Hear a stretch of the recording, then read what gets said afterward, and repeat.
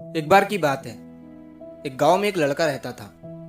वो लड़का पढ़ाई में बहुत होशियार था, लेकिन उसकी पढ़ाई नहीं हो पाती थी क्योंकि वो लड़का अपना घर भी चलाया करता था।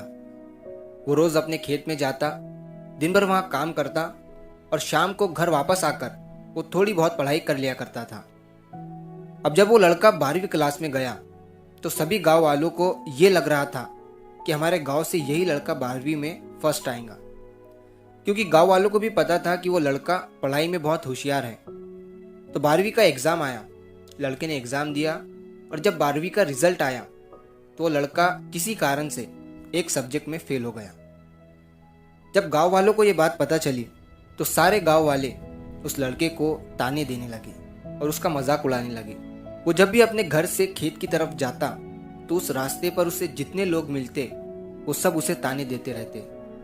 अब वो लड़का लोगों के ताने सुनकर बहुत परेशान हो जाता है और ये बात वो अपने उस्ताद को बताता है कि उस्ताद जी, मैं जब भी अपने घर से खेत की तरफ जाता हूँ तो उस रास्ते पर जितने लोग मुझे मिलते हैं सब मेरा मजाक उड़ाते हैं। तो उसके उस्ताद ने उसे कहा कि तू ना एक काम कर, एक बड़ा सा लोटा ले और उस लोटे को पूरा ऊपर तक दूध से भर दे और जब तू उस रास्ते से गुजरे तो तू उस लोटे से दूध का एक बूंद भी नीचे गिरने मत देना। लड़के ने एक दिन वैसा ही किया। वो जब उस रास्ते से दूध का लोटा लेकर निकला तो उसका फोकस उस लोटे पर इतना था कि उसे लोगों की आवाज ही सुनाई नहीं दी। वो इतने ध्यान से उस लोटे को लेकर चल रहा था कि उस लोटे से दूध का एक भी कतरा नीचे ना गिरे। इसकी वजह से उसे लोगों के तानों की आवाज सुनाई ही नहीं दी। तो इस कहानी से हमें ये सीख मिलती है कि अपने काम में इतना ढल जाओ, इतना फोकस अपने काम पर लगा दो कि बाकी की चीज़ों का आप पर कोई असर ही ना हो।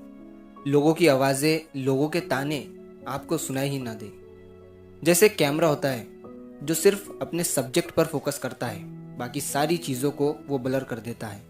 तो बस आपको भी उसी तरह अपने काम पर, अपने टारगेट पर फोकस करना है, बाकी चीज़ें तो अपने आप ही ब्लर हो जाएंगी। तो अगर आप इस कहानी को और भी लोगों तक पहुंचाना चाहते हो तो इस वीडियो को लाइक करिए ताकि YouTube इस वीडियो को और भी लोगों तक पहुंचाए। और अगर कहानी अच्छी लगी हो तो हमारे चैनल को सब्सक्राइब जरूर करिए। मिलता हूं मैं अगली बार इसी तरह की कहानी के साथ। तो सब्र करो, शुक्र करो और जिंदगी में आगे बढ़ो।